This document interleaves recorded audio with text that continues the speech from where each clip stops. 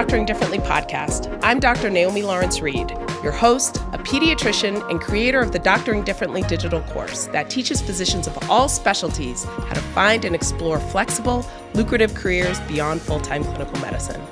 For more information, visit doctoringdifferently.com. Today, I'm joined by attorney Michael Johnson to talk about physician contracts. Michael Johnson Legal is a law firm that represents individual physicians as they evaluate, negotiate, and enforce their first employment contracts. Michael also assists physicians transitioning between employment and contract renegotiations, litigation, and arbitration of legal disputes concerning their contracts.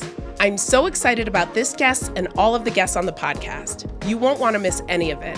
Subscribe to the podcast on Spotify, Apple Podcasts, or wherever you get your podcasts. And subscribe to the Doctoring Differently YouTube channel to watch all of the episodes on YouTube. And now for my conversation with Michael Johnson.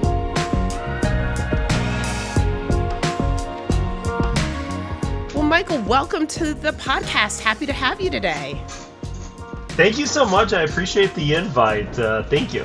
You're welcome. Well, let's get into it. How did you become interested in physician contracts as an attorney? Well, I was swiping around on Bumble about 8 years ago and met what would become my wife, and she was 1 week away from match. So literally the first couple dates were me and her talking about like what match is. I don't know that I still understand match process. But we were engaged later on that year, married the next year, and very quickly I learned that physician contracts were going to be a big part of my life. So I started to learn about them, started looking at her first little moonlighting gig. She's a psychiatrist. She does outpatient adult psychiatry. Okay. But the first few I looked at were totally gnarly. And then as a lawyer, at that time I wasn't primarily practicing in physician contract law. I was doing employment and business law, mostly litigation. But I started going through it myself and consuming all of the information out there, and there wasn't much. You know, there's really not a lot out there training, teaching physicians about how to navigate. No, there is not. Yeah, so after doing it ourselves, I decided to create the firm that I really wish that I would have had when we first started looking at these contracts, and that was, I guess, 5 years ago. Wow. And yeah, probably a couple thousand physician contracts later, here we are. Wow. Congratulations. I love to hear people create the thing that they wish they had when they started years past. So congratulations. And I've heard that story before from the very few physician attorneys who do, or I'm sorry, the few attorneys who specialize in physician contracts.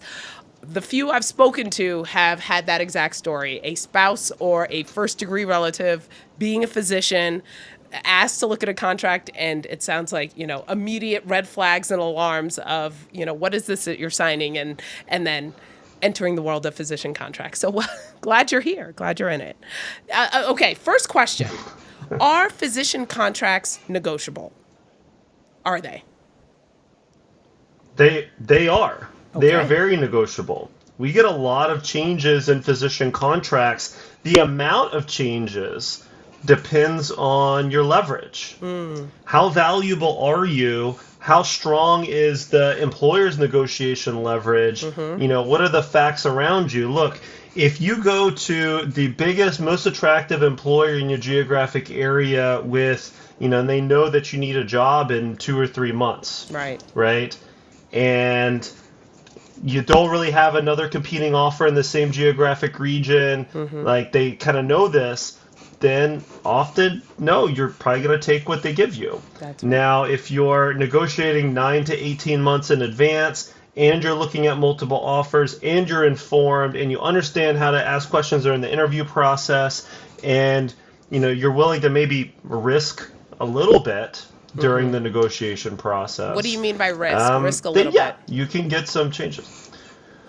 If you have to take this job, if you have no other option, then how far can I go? Can I really push them to negotiate down that 2-year, 40-mile non-compete? Do we have a viable threat of saying, look, this doesn't work for us. We're going to go somewhere else. Thank you. Yeah. If you can say that to an employer, either your current employer or a job that you're interviewing with, you can say, no, this doesn't work for me. Thank you, but no thanks. Then often they'll at least consider something else. It really just depends. Got it. You already touched on the key word, which we're going to come back to, of non-competes. That is, I think, every physician's most pressing question. But just a quick note that, the physicians who are either entering into their first contracts or transitioning, I mean, we are not taught how to find jobs. We are not taught how to navigate a physician job market. We have spent decades in school learning the medicine, and then we are released into this world where we feel completely unprepared. I think most hospital employers, clinic employers know that most of us are in our late 20s, early 30s, finding our first jobs, and we are just eyes wide open, deers in headlights, and we are just happy to be there, and we don't think that we have any leverage at all. The big institution is so glossy and shiny, and we just are lucky to be in the room and lucky to be there and lucky to sign, have a job, and just start our lives and careers. Is that what you've seen from a lot of your clients, or the attitude in which physicians enter negotiations? Yeah, very much so. The good thing about early career physicians, first contract physicians, is that it's exceedingly expensive to recruit you. And then when you turn over, it's exceedingly expensive to replace you.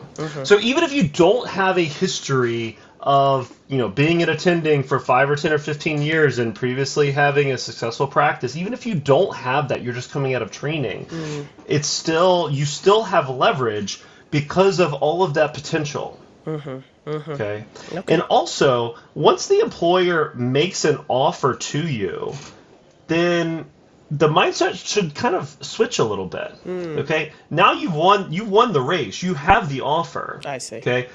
Bonus points if you have more than one at the same time, right. But you have an opportunity now to see if you can make it a little bit better, see if you can negotiate.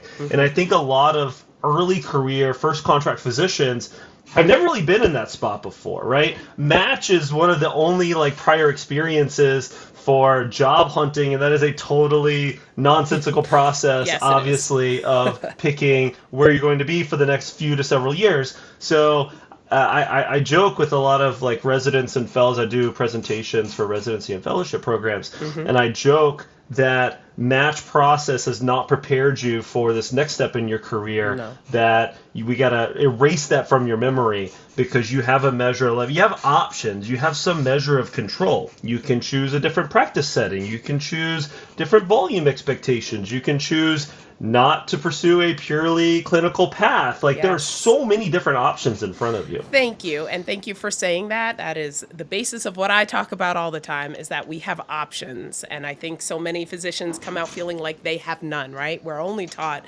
clinical medicine. We're only taught the one, quote unquote, right way to be a doctor. And unfortunately, that shunts us into sometimes nefarious jobs, contracts, institutions that we don't feel like we have any control or leverage to make changes or to leave if we want to. Okay, so what tactics do institutions use to discourage a physician from even attempting to negotiate? Yeah, so one of the most common is to provide an offer letter that has some really, really attractive terms. Okay. They show you a massive base salary. Okay. It's many multiples of what you're currently making in residency or fellowship, right? Okay. And they'll offer you a signing bonus, and they'll offer you moving stipend, and they'll probably throw in a CME budget, and they'll say, here is the deal. What do you think? Are you ready to accept? Oh, wow. And we're probably going to continue talking about this, but there's non-competes. There's things called non-solicit clauses. There's term and termination clauses. There's all of the just gnarly details about how you get out of a contract. And then there's also future compensation. Usually future compensation is not tied to base salary. It's based on some measure of volume. Okay. And some amount of money that you make per unit of volume. So these offer letters, really don't tell you the whole picture. A lot of times they're chock full of the attractive distractors. Basically, everything that's going to make you feel good about a job, and then they're going to say, hey, do you accept? And then a lot of physicians are like, well, I heard about these things called non-competes or whatever, but then they'll say, well, the contract is standard. It's boilerplate. Everybody signs it. It's not negotiable. They make you feel little. Yeah, they do. Even though we know on this side, like in a law firm, we get major employers to change important things about their contracts all the time. Like, there's no guarantees that it's going to happen for you, okay? Yeah. But when they tell you it's standard and boilerplate and it's not negotiable, that's just not true. We see it all the time on our side. You are right, but as I talk to so many physicians, is it Stockholm Syndrome? It's something very close. But we have, since our early 20s, have entered these medical schools, these institutions that are very hierarchical, patriarchal. Everything they say is Bible, right? It is law, it is truth, it is science, and we march through medical school residency, and what they say, we do. So when we enter into a world of potential negotiations, and we're told we're not able to, or not allowed to, quote unquote allowed to, we have that same, I think, trust, but also feeling of, you're right, like feeling insignificant in comparison to XYZ Medical Center or XYZ University School of Medicine campus, So you are absolutely correct, but I certainly understand how physicians come into this with the mindset of, okay, they said I can't, and I'm just here to serve, and I'm here to just have a job and to start seeing patients, and they don't want to make people, quote unquote, mad, and deep down, I think we are scared that an offer would be rescinded by even attempting to negotiate. Have you ever seen that? Sure. So offers certainly can be rescinded. We see in the firm about a 1 to 300 chance that a physician, after receiving an offer letter, then receiving a contract, will make a handful of reasonable requests, okay? If you go totally, off the reservation, then, yeah, you might get your offer pulled. But you make a handful of reasonable, good faith requests. You make a little request around the non-compete or maybe something around your signing bonus. About 1 in 300 times that offer is pulled. Okay. If you can't risk 1 in 300, then we really can't ask it, kind of have to sign the deal, right? Sure. But if you can risk something, then yes, we can make those requests. And also, if you want to get more aggressive, if you want to make let's say they're offering $50 per work RVU, and you say, hey, the MGMA median is, $62.97, would you match that? And they say no, and we don't want people even asking for median compensation per work RVU rate, so goodbye. That is something that you need to be prepared for. And is that a place you would even want to work? Sorry to interrupt. As you're saying that, is that a place I'd even want to work? Going, yeah. Okay. Yeah, if you're asking for some basics, right? You're asking for a median compensation per work RVU ratio, okay?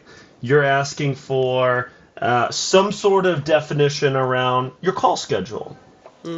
Yes. First draft employment agreements say, call shall be determined in the sole discretion of the employer.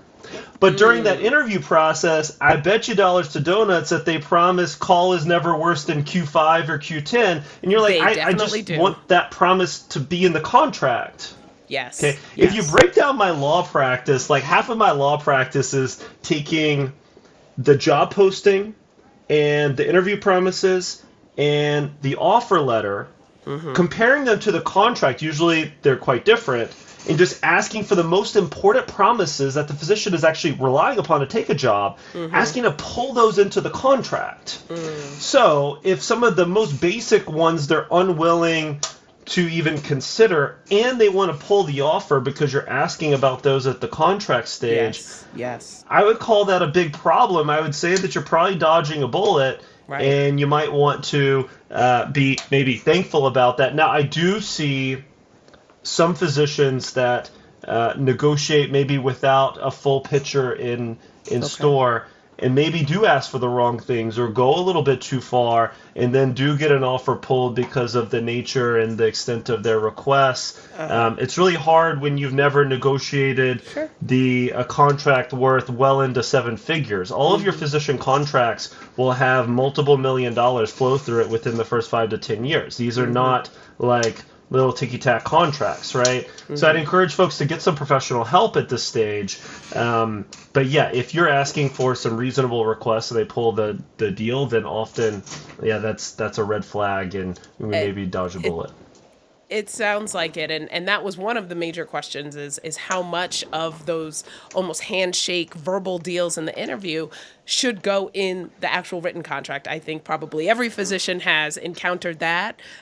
We get into the job and it's, we've got much more call. We have longer clinics. We don't have the support we thought we would, or the support that was promised in the interview. So I fully agree with it sounds like, as you're saying, getting as much put in writing as possible. One thing that I have seen is that when folks talk to each other, it's very difficult for both to hear and understand clearly. There are times during the interview process where you hear call will never be worse than Q5, when what they're really saying is right now it's Q5. And we're going to try our best to keep it that way. Those are two very different things, right? If you're relying upon a specific promise, right, to take a job over a different job, then we might want to clarify exactly what that promise is, how far they're willing to go. Now, I do also see some advantage to asking the important questions at the contract stage. Maybe that promise doesn't actually get into the contract, but if someone writes back to you, let's say our Q5 call hypothetical, okay? Someone writes back to you and says, we don't put that in the contract, but we will not allow call to be worse than Q5. We always hire locums to cover excess call if that ever becomes a problem. Okay, let's say they say that instead. Okay. I would say that's very helpful. The A level here would be to have it in the contract. A step down from that is having a very clear written promise during the contract negotiation stage that X will happen. Right. And if they decide to do something different, then at least you have an email, something in writing, to go to somebody and say, hey, this was not the promise that was made to me when I agreed to take this job. I realize it's been a few years, and probably the administrator that made this promise to me may or may not be here anymore. That's a problem. But here's what the deal was. Can you honor this? And I think a lot of employers are motivated to keep the promises made to physicians during that process. But if it's not in writing, if there's nothing else to go on except for a memory from several years ago, then we don't really have that much. But yeah.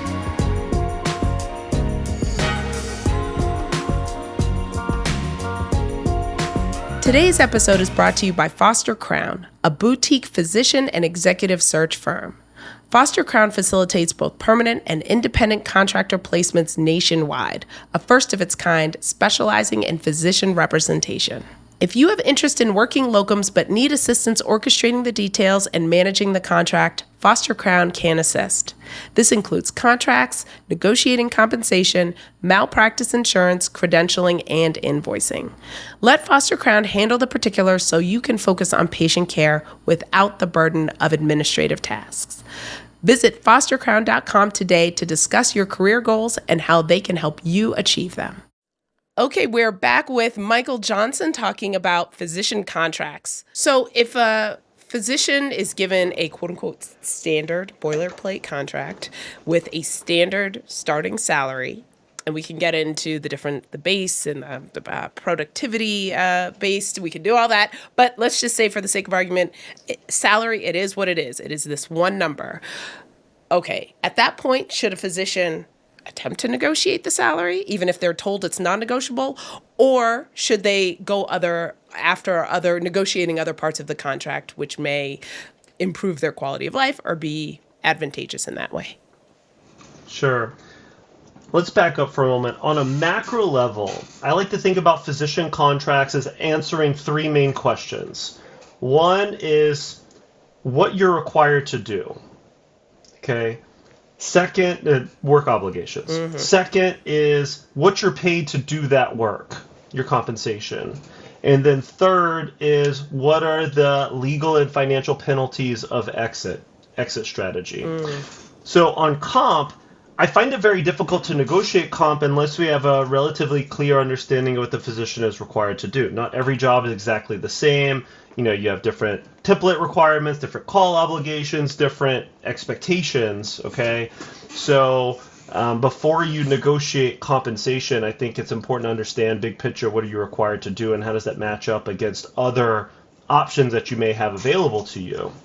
Now, speaking specifically about comp, should you negotiate comp? First, though, I think we need to understand how you're compensated. Okay. Are you actually compensated on a base salary?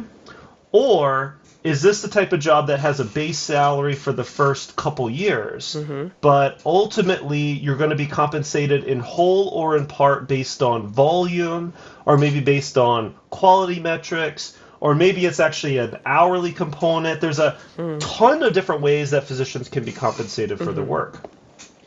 So I see some physicians jumping out and wanting to negotiate before really understanding how they're compensated. For example, it could be a much more efficient, effective way to negotiate on the per unit rate. Okay. Or to negotiate down the type of work that's least attractive to you. That can be better. So really just depends on comp. There's plenty of times where folks come to me and they say, hey, the starting offer was $350, I got them up to $400. And then we look at the compensation plan, and all that did was require a lot more volume at the exact same rate. Ah, interesting. Okay. Yeah.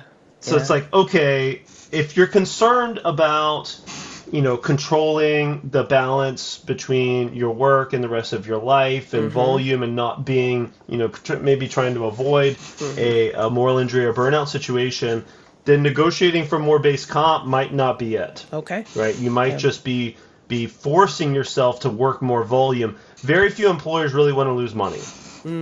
Okay? If you ask for more money, then some will either force feed you volume until they have enough volume to cover your salary, okay?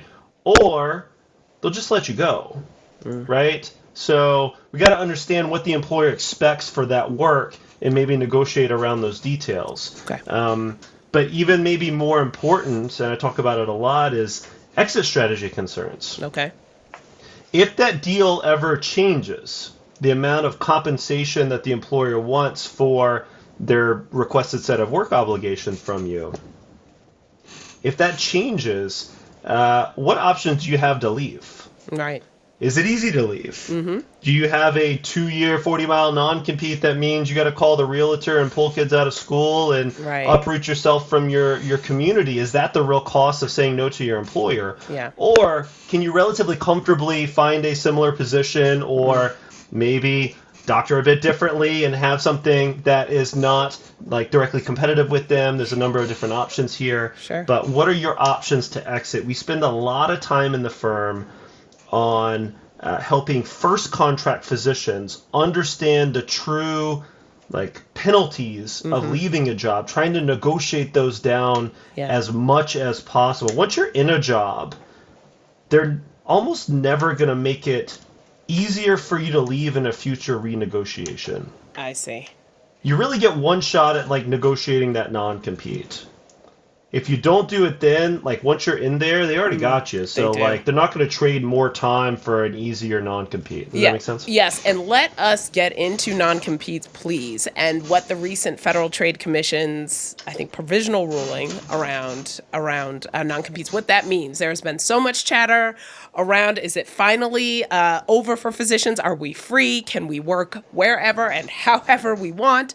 I know here in California, non-competes have not been enforceable enforceable. The Attorney General says often that non-competes are not enforceable. That does not stop hospitals from putting them in our contracts and making physicians feel still like they are beholden. Well, we're different than the rest, all the other employees of California, so we must be special or different, and that we still can be held by a non-compete. I don't believe that's true, but please, I would love to hear your thoughts in general about non-competes and getting them out and away from our contracts. Yeah, let's talk about the FTC. So the FTC, Federal Trade Commission, is a federal body that is tasked with protecting American consumers from unfair competition, anti-monopoly, just unfair trade practices. They've really taken aim at non-competes over the last several years. It was something that Biden ran on first time through, and the FTC has made a number of adjustments to non-competes. And I guess it was about 4 to 6 weeks ago at this point. We're recording this May 28th of 2024. It's important to put that in there when we talk about non-competes because things are changing so quickly. But we're at the end of May of 2024 as it stands right now. This is what we have. But the FTC passed a rule that banned non-competes for all employed individuals, not just physicians, but this applied to all employees across the country. However, there's a few important caveats. There's a question of whether the FTC has authority over not-for-profit businesses. Okay. The FTC says that, hey, look, if it walks like a duck, quacks like a duck, then it's a for-profit entity that we can regulate. And look, a lot of mega health, I think, falls into that. Okay. Yes, they are technically a not-for-profit entity, but they sure act like for-profit hospitals. Okay, you look on the outside, you don't really see much of a difference. No. So the FTC believes that they have authority over a lot of these, mega health not-for-profit institutions, but a lot of them believe that they are exempt from this ruling. A lot of them are sending, company-wide emails stating such. I get this quite a bit. I've had a lot of physicians tell me that they have received this email over the last handful of weeks. So, going into, what it means for physicians, if you're employed by a not-for-profit, then they, as of now, they believe that they don't have to comply with this rule. And by non-for-profit, also, most academic institutions, you're saying. Okay. Or all. Pretty much all academic institutions, even those that I would say are like kind of quasi, like SSM or Ascension has residency and fellowship programs, but I don't know that I would put them in the same category as some of the more traditional academic institutions, right? So they believe that they're exempt. So even if this rule, we're going to get into how it's being challenged, even if it stands, there probably needs to be another step before non-competes in physician contracts for not-for-profit entities are removed. Got it. So how are you negotiating have you ever been successful in completely removing a non-compete clause in a physician's contract, or is the angle more to reduce the time, the radius, and just describe for maybe a resident who's kind of hearing these words for the first time, what that even means if they were to leave a job with a non-compete clause, how that would restrict them? Yeah, so let's back up what a non-compete is. A non-compete clause restricts typically geographically where you can work both during and after employment. So it survives the end of your contract. You can't be like, I terminated that contract, so who cares what's in it, Michael? It doesn't matter anymore. Remember, I terminated it. That's not how these work. You have obligations to the employer that survive the end of your employment, often for 2 years. I saw one 3 years yesterday, but 2 years or 1 year is much more common. And they typically want to prevent you from being able to practice medicine in their catchment area where they typically receive patients. Okay. Right. To your question of have you seen employers remove them in full? They will, probably less likely, though. They will on occasion. Okay. But there are other clauses in physician contracts that can have the same or even more punitive impact on physicians than a non-compete. The non-solicit clause speaks to what you can do with the valuable relationships that you develop during your employment. I see. So, for example, let's say you want to leave. Let's say you're a dermatologist. You want to leave a hospital and you want to practice close by. You want to take with you your favorite nurse, your favorite MA, your favorite front office staff. Basically, you want to fire the boss and start up your own little practice across the street, right? Take all your favorite staff. That'd be great. And you want all of your patients to find you, follow you. Yeah, maybe you want to market directly to those former patients, okay? Maybe you want to reach out to everyone that previously referred you patients, okay? All of your referral sources. Maybe you want to keep your hospital privileges and continue. I guess in dermatologists doesn't make a ton of sense, or always makes sense, but maybe you want to keep taking call at the same hospital that you previously took call at for the employer. You want to maintain all of those valuable relationships, okay? The non-solicit clause often says, no, you can't take advantage of any of those relationships. So, a former patient tries to, continue working with you at your new practice. Some physician contracts go as far as to say you have to turn that patient away. Some say you can't practice at any of the facilities that any of our physicians in the group have privileges at. Wow. That can be pretty rough. Yes. Depending on your specialty, that can be the functional equivalent of a non-compete. Right. Okay. Same for patients. Same for advertising in the same same area. So the employers, kind of getting back to your first question, sorry for this roundabout lawyerly answer. I'm here. Employers that remove non-competes in full typically only do so when there's a super punitive non-solicit clause that effectively does the same thing or more in their contract. So it's like, hey, congrats, you won, go ahead and sign the contract. And then we look at it and we're like, oh, that was not the worst piece of this exit strategy. The worst piece was actually the non-solicit clause.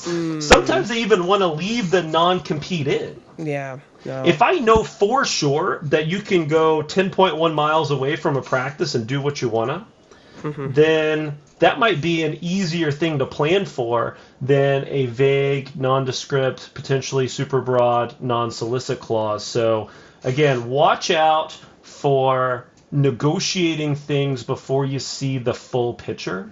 I see. Because if you only see half the chessboard, you don't know what the other clauses are doing.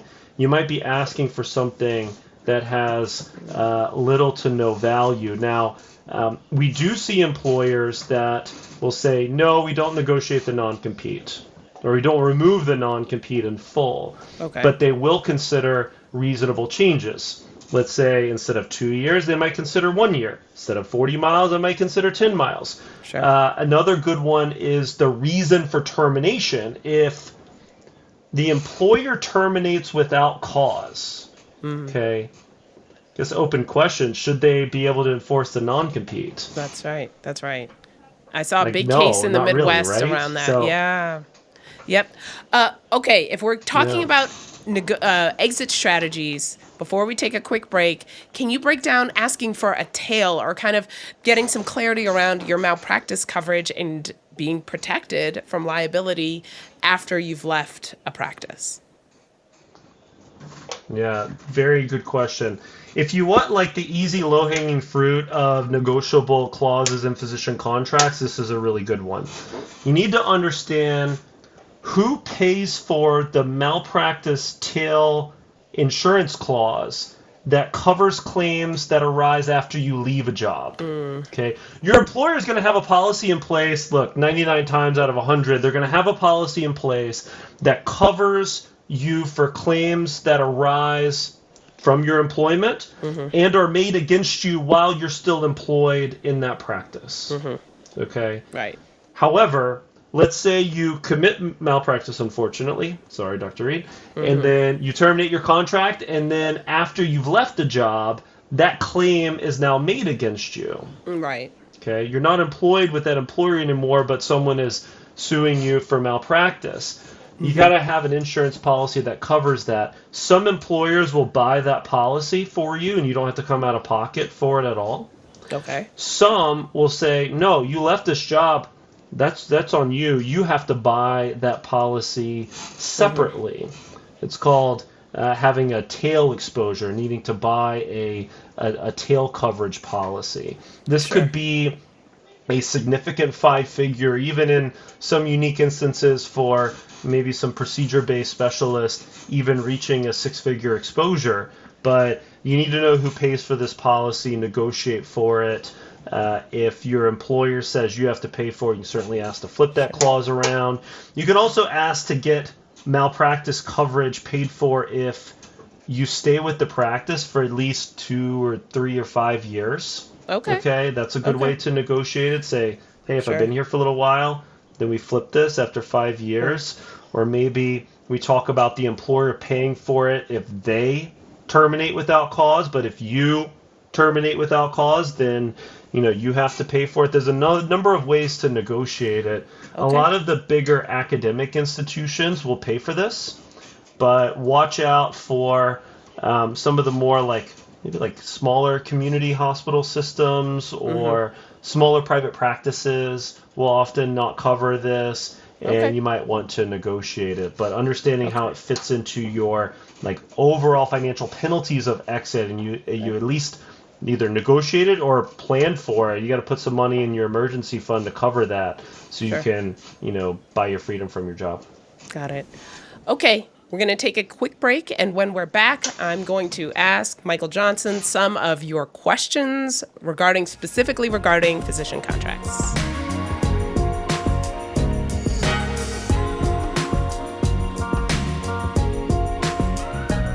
Okay, we're back with Michael Johnson talking about physician contracts. First question is, what are the top few mistakes doctors make with contracts? Assuming they don't matter. Assuming that the verbal assurances made during the interview process are the real deal and the contract itself is not enforceable. It is exceedingly enforceable, especially the non-compete clauses. There's a lot of misconceptions around non-compete clauses, but I'll say this, the vast majority of physician contracts are drafted by competent lawyers that might, that often put in a clause that it is at least potentially enforceable. I'd also say, too, from a contract perspective, starting a little bit too late as a first contract physician, starting your job search in the late spring, you need a job in a couple months. A lot of employers know that they don't really have to provide as much negotiation, concessions for you. But if you start a little bit earlier, then yeah. So thinking contracts don't matter and starting too late, which we started our discussion with, kind of feeling rushed, and then you don't have the leverage to really get another offer, interview around. I've heard people say, even interviewing outside of your institution, your home institution, is probably a good idea. I've actually heard leaving your home or training institution is probably a good idea. Unfortunately,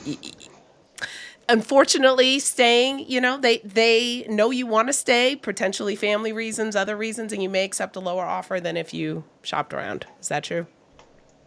We've had 3 very glaringly obvious instances in the firm this spring of that exact issue.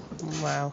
The local, the physician that was training at that institution ended up accepting an offer that the employer did not negotiate very much with them. They got a worse deal than a physician that we represented that was outside of that institution and had multiple offers, and the employer felt like they had to negotiate. They knew that the physician that was already practicing there, that trained there, maybe already bought a house there, maybe they know that their spouse is already working there. They weren't going anywhere. Any of these things. Yeah. Right. So they knew that it was just fake news. If you want to stay at your home institution, okay, I really encourage you to at least create some doubt at least go on a couple interviews, let someone fly you somewhere, give it a shot. Also, like, don't ignore the interview. Like, give it a serious consideration. Okay, this is your career, and also that interview might turn into like the job that you take 5 or 7 years from now. You're absolutely right. So it's not a total waste. Yeah. But at a minimum, make sure you consider some other options, because the folks who stay at their home institution without having any other options often get worse deals. That's pretty obvious in the firm. I'm going to use this time to quickly interject and say, sometimes our program directors, our residency directors are people who never left academics, maybe never even left that institution, and sometimes their advice can be well-intentioned but misguided and a little short-sighted. My assistant program director told me and my class of mostly female pediatric residents to not even to attempt to negotiate our contracts, that, it doesn't work for doctors and will be worse off than when we started, because they'll get mad, they'll rescind offers, they'll take things away. And that is how my starting salary was $125,000 in 2014 as a full-time board-certified pediatrician. So I want to make sure that we're saying the things. We don't like to talk about salary. We don't like to talk about money. The general sense is, good doctors don't care about the money. They don't talk about it. They just go and see the patient. Yet, many of us are saddled with $200,000 and $300,000 and $400,000 in educational debt, and quite frankly, we deserve to be highly paid for the very important work that we do. So I truly appreciate attorneys like you who are helping us, because we are truly so ignorant about this process, and quite frankly, getting mis and disinformation about it from people we trust and people who I do believe want the best for us, but they themselves don't have all the pieces of the puzzle. Okay, how can a doctor be protected from hospitals under-investing in infrastructure and staffing, which obviously affects productivity? If we're talking RVU and productivity, we need the staff, we need the MAs, and we need help. But what if it's not there and we still are on an RVU-based type of compensation structure? I wish I had a better answer for you. I hit you with a lot of words. You hit me with the hard one. It's really difficult to get employer allocation of resources into your contracts. Okay.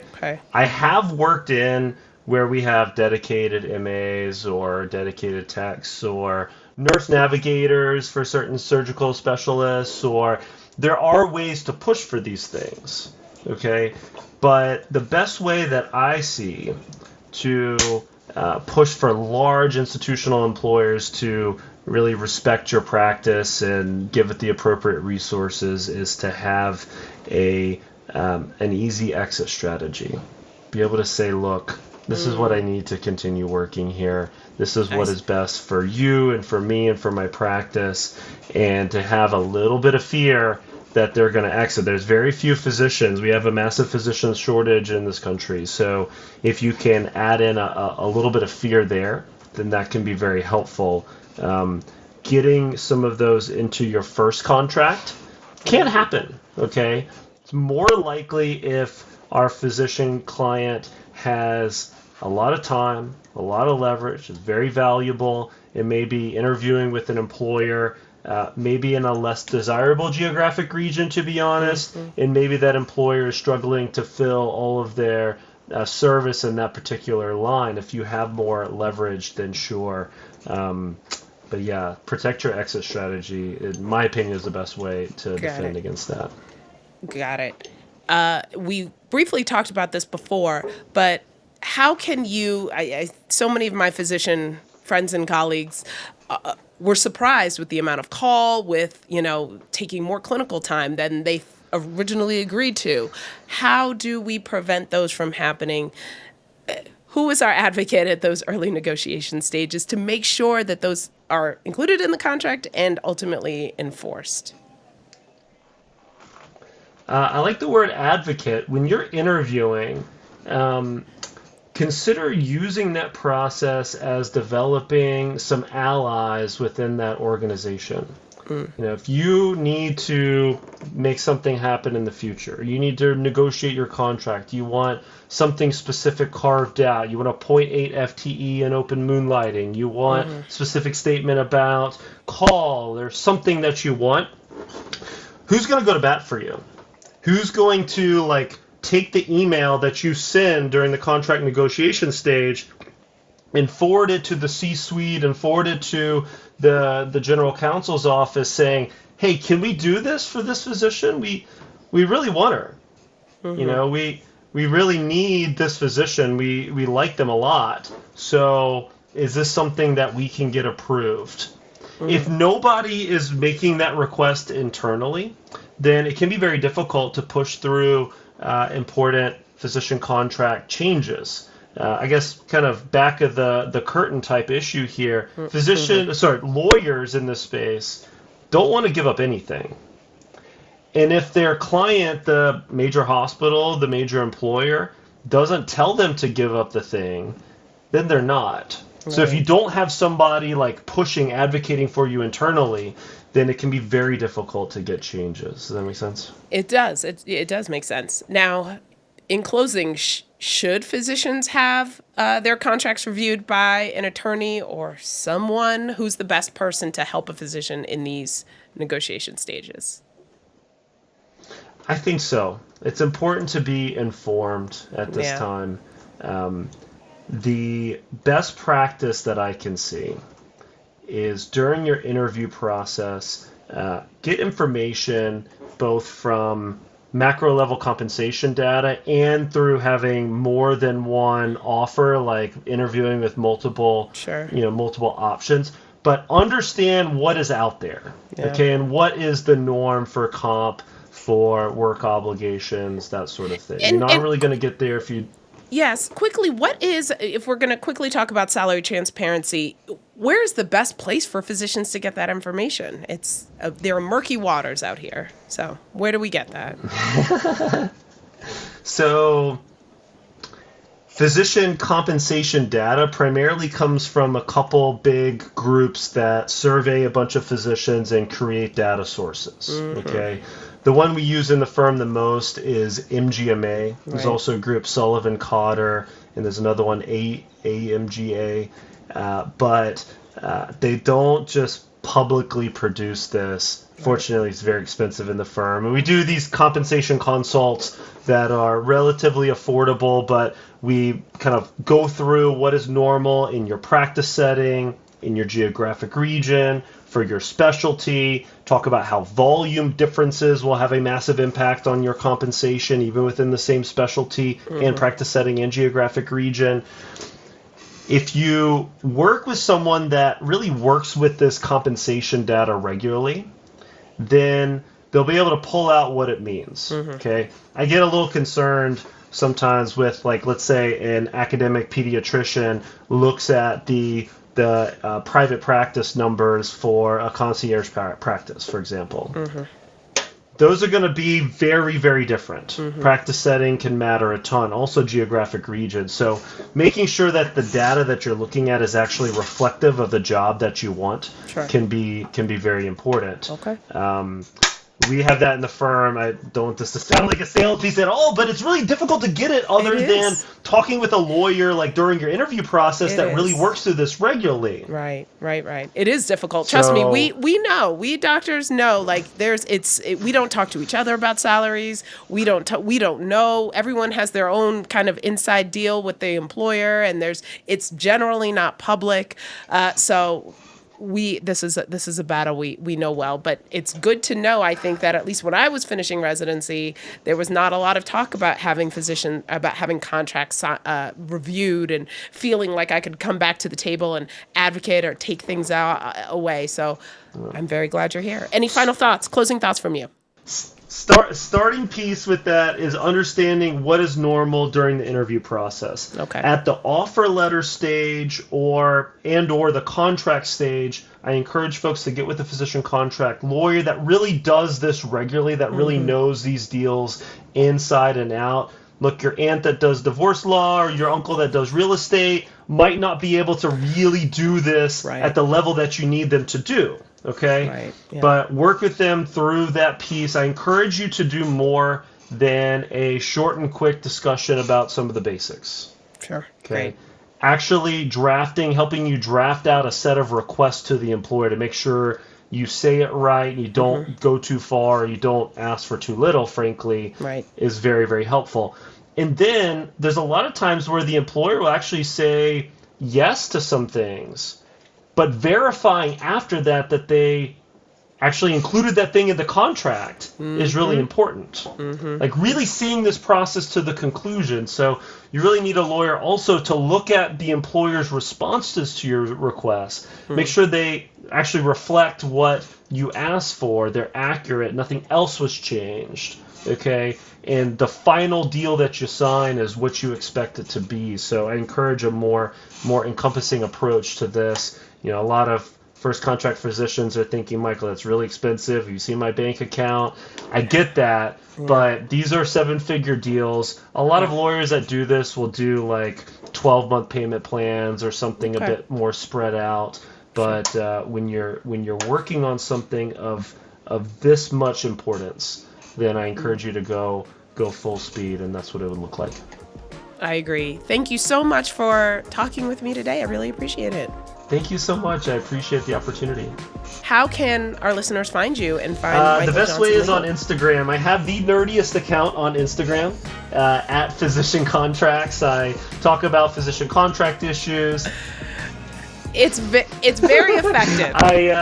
You'll see some personal stuff from time to time as well. I like your Physician platform. Contracts on Instagram, my website, michaeljohnsonlegal.com. I'm also creating a course for physician contracts, trying to train physicians on how to understand physician contracts and how this process works. That's going to be coming to physiciancontracts.com very soon.